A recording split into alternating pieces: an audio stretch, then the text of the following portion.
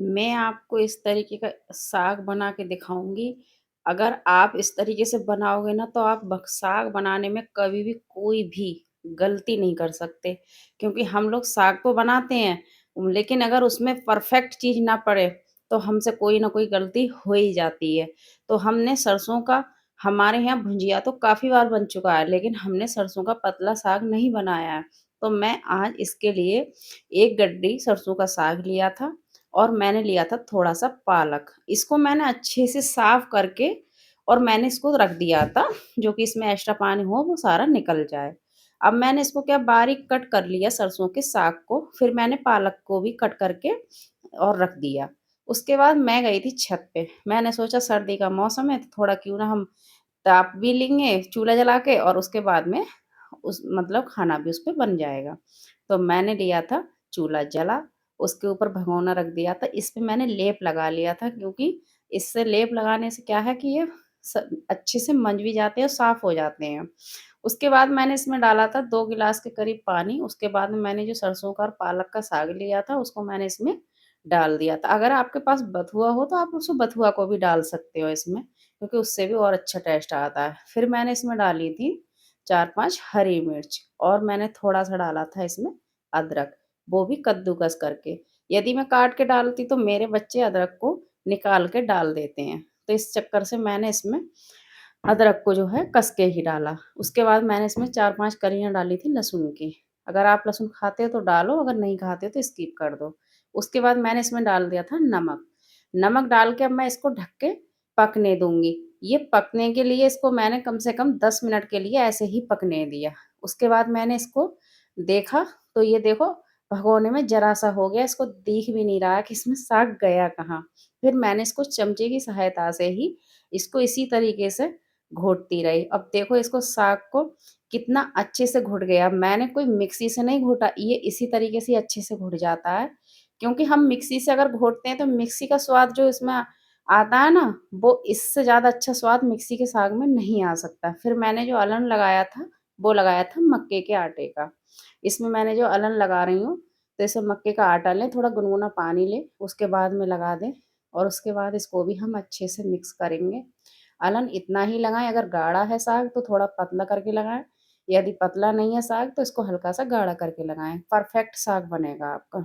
और जब भी साग बनाएँ आप, तो आप इसी तरीके से बनाएँ, कभी भी मिक्सी से ना ही पीसें इसको, अगर मिक्सी से पीसोगे तो इस तरीके का स्वाद आपको नहीं मिलेगा।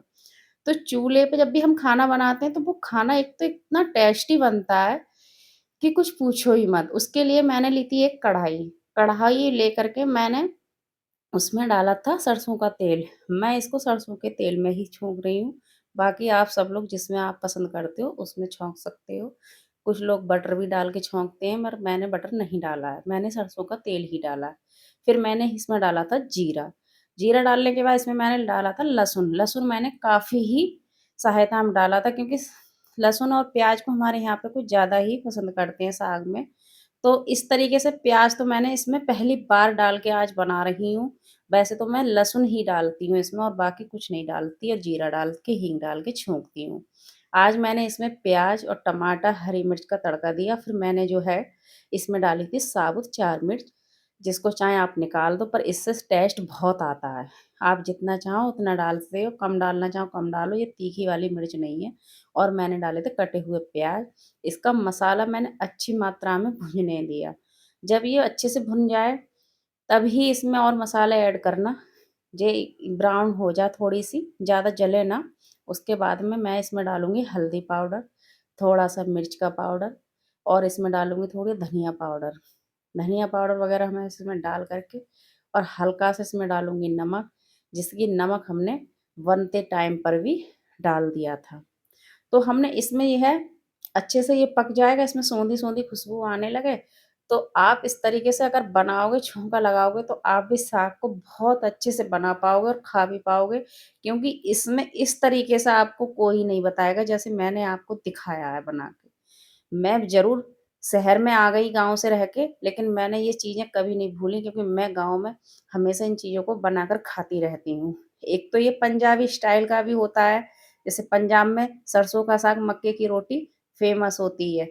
वैसे ही हम लोग भी अब इसको फ़ेमस ही बना रहे हैं। क्योंकि ये लगती ही इतनी टेस्टी है और बनती भी इतनी टेस्टी है, जो कि इसको हम स्वाद कभी नहीं भूल सकते। तो इन दिनों में सरसों का साग तो काफ़ी मिलता ही है, और सरसों का साग मिले और हम ये डिश ना बनाएँ, ऐसा तो कभी हो ही नहीं सकता। तो मैंने जो सरसों का छौंक लगाया था साग में, और इसका कलर देखो कितना ही अच्छा आया है। इतना डिलीशियस खाना बना था इसमें, मैं कुछ आपसे बता नहीं सकती कि इतना अच्छा स्वादिष्ट खाना, इतना बढ़िया मतलब साग बन के तैयार हुआ था कि आप इस तरीके से बनाओगे ना तो सच में आप बहुत अच्छी तरीके से साग बना पाओगे। फिर मैंने लिया था मक्के का आटा, और इसे मैंने गुनगुने पानी से गूँध लिया था। इसको ज़्यादा खींचना, इससे कि इसकी जो है अच्छे से लोच आ जाए आटे में। फिर मैं इसकी रोटियाँ बनाती हूँ। रोटियाँ मक्के की हमसे ज़्यादा नहीं आती हैं, फिर भी इसकी कोर जो है फटी-फटी सी रहती हैं। तो मैंने जैसे भी बनी, मैंने आपको बनाकर दिखाई। फिर हम इसको जो है चूल्हे में अच्छे से सेंक लेते हैं। मक्के की रोटी के लिए चूल्हे से बेहतर जगह सही नहीं लगती है, क्योंकि हम गैस पे बना तो लेते हैं, पर वो मज़ा, वो आनंद नहीं आता, जो हमें चूल्हे की रोटियों में आता है। तो मैंने इस तरीके से इसमें मक्के की रोटी बनाकर कर दी थी रेडी। मक्के की रोटी बनकर हमारी हो गई तैयार, अब हम लगाते हैं थाली। देखो कितना डिलीशियस साग बनकर हो गया मेरा तैयार। आपको देखने में इसका कलर, टेक्सचर कितना अच्छा लग रहा है रोटी, और कितना इसमें थोड़ा-सा मैंने ऊपर से मक्खन डाल दिया, तो हमारा स्वाद दुगना हो गया। आपको हमारी बनी हुई थाली कैसी लगी कमेंट करके